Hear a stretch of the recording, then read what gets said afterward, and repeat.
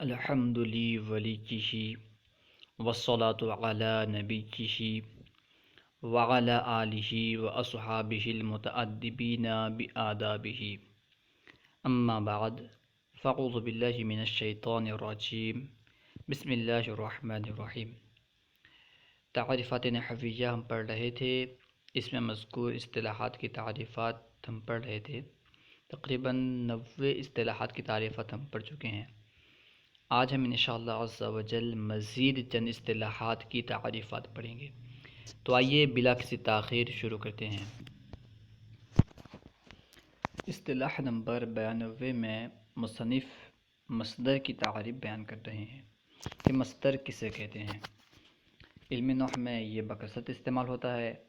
یہ مصدر ہے، یہ فعل اس مصدر سے مشتق ہے، تو مصدر کسے کہتے ہیں؟ مصنف تعریف بیان کر رہے ہیں۔ المصدر هو اسم يدل على الحدث فقط ويشتق منه الافعال كالضرب۔ ترجمہ، مصدر وہ اسم ہے جو فقط حدث یعنی معنی مصدری مثلا کھانا، پینا، سونا وغیرہ پر دلالت کرے اور اس سے افعال مشتق ہوتے ہوں، جیسے ضرب۔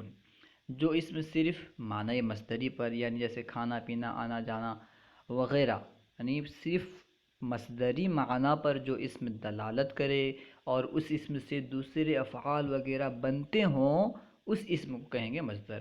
جس اسم سے دوسرے افعال بنتے ہوں اور وہ اسم معنی مصدری پر دلالت کرتا ہو، اسے کہیں گے مصدر۔ جیسے ضرب، ضرب کا معنی ہے مارنا، تو ضرب یہ معنی مصدری پر یعنی مارنے کے معنی پر دلالت کرتا ہے اور اس سے دوسرے افعال بنتے ہیں، ضرب، یضرب وغیرہ اسی سے بنتے ہیں۔ وضاحت، اس مثال میں ضرب فقط حدث یعنی مارنے کے معنی پر دلالت کر رہا ہے، مارنے والے یا مارنے کے زمانے کا معنی اس میں نہیں پایا جا رہا ہے۔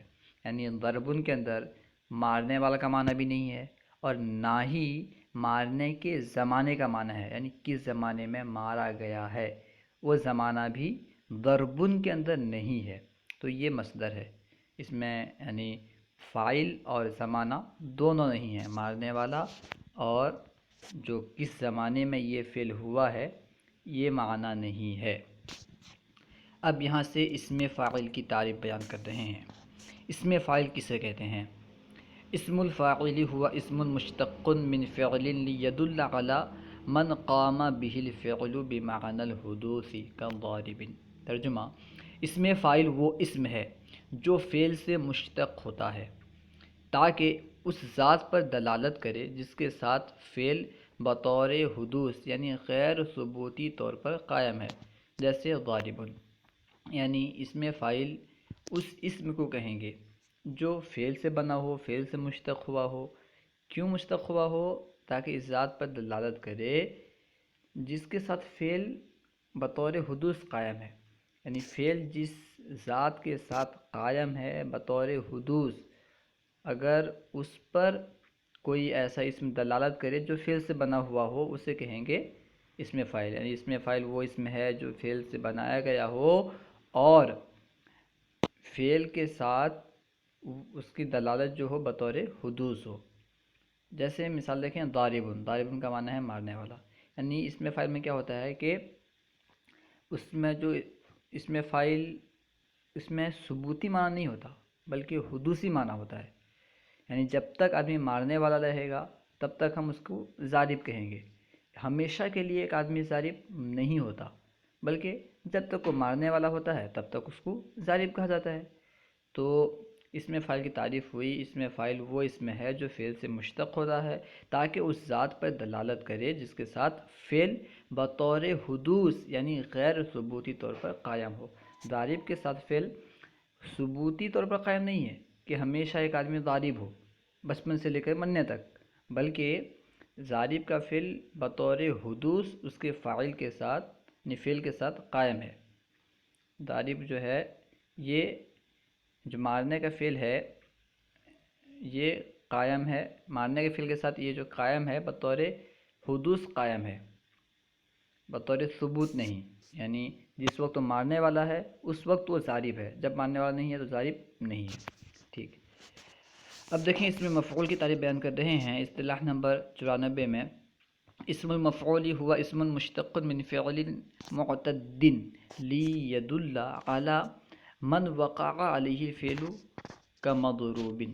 ترجمہ: اسم مفعول وہ اسم ہے جو فعل متعدی سے مشتق ہوتا ہے تاکہ اس ذات پر دلالت کرے جس پر فعل واقع ہوتا ہے، جیسے مضروب. یعنی اسم مفعول اس اسم کو کہیں گے جو فعل متعدی سے مشتق ہوتا ہے. اس سے معلوم ہوا کہ اسم مفعول صرف اور صرف فعل متعدی سے ہی آ سکتا ہے، فعل لازم سے اسم مفعول جو ہے نہیں آتا، آ بھی نہیں سکتا، صرف فعل متعدی سے اسم مفعول آئے گا.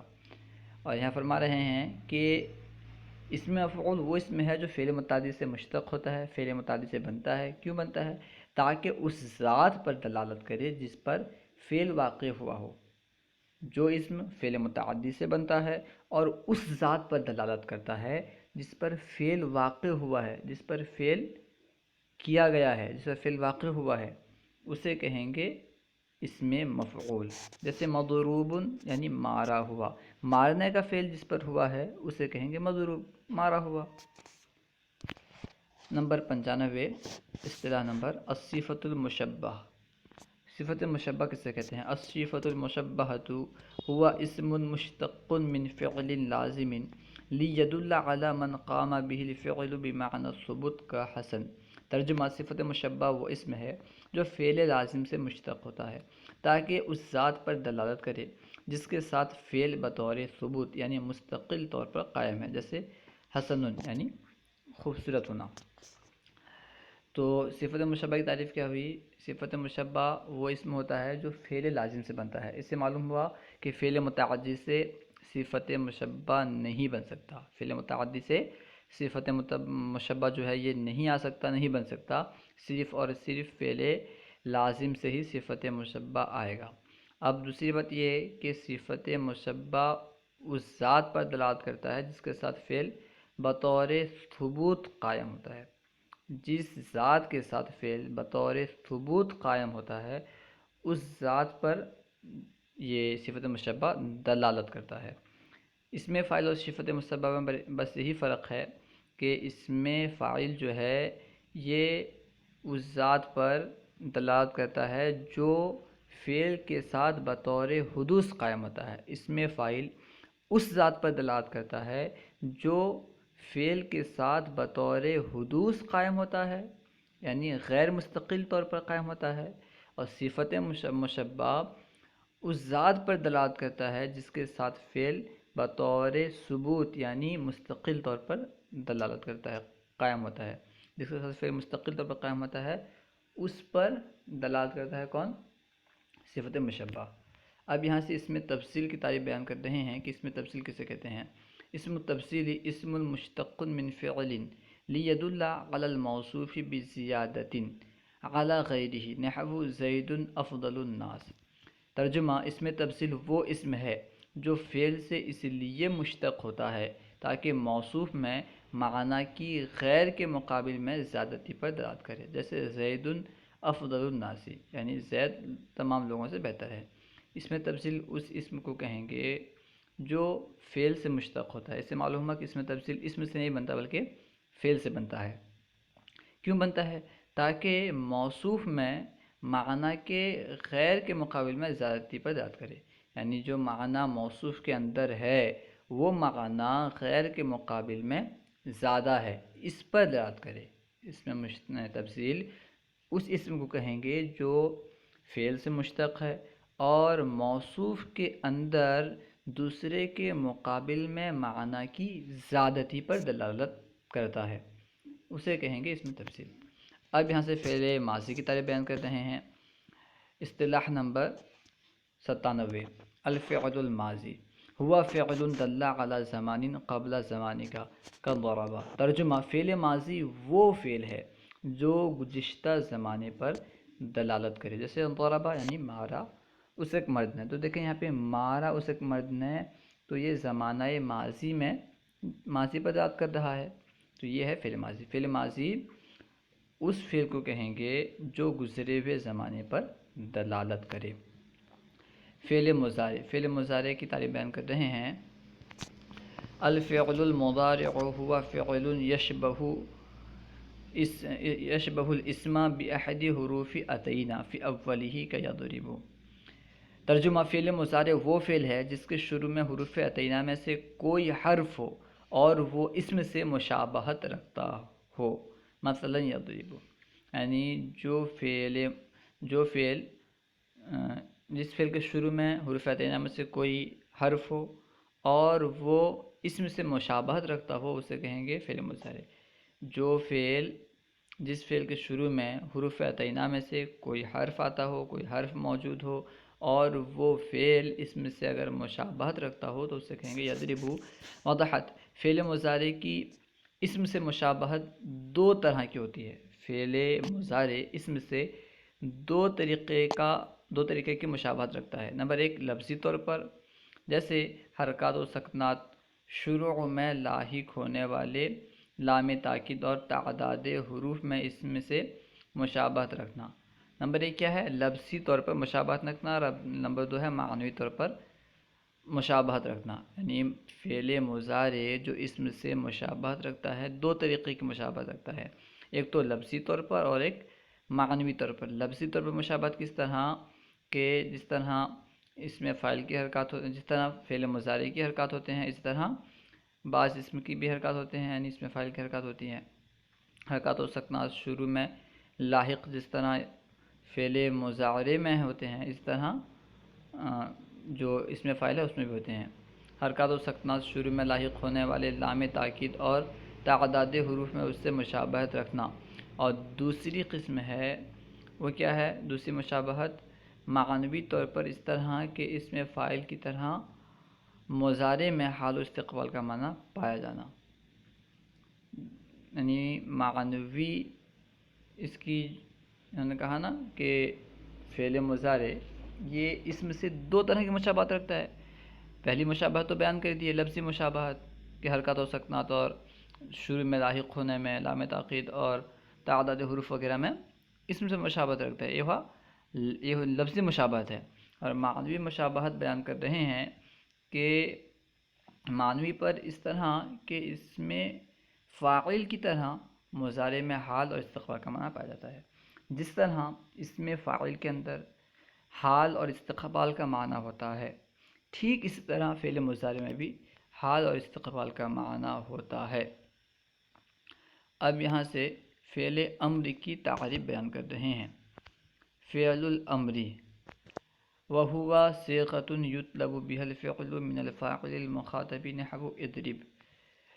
ترجمہ، فعل امر وہ فعل ہے جس کے ذریعے مخاطب فاعل سے کسی کام کا مطالبہ کیا جائے، جیسے اضرب یعنی تو مار۔ یہاں پر مخاطب سے مارنے کے فعل کو طلب کیا جا رہا ہے تو اسے کہیں گے فعل امر۔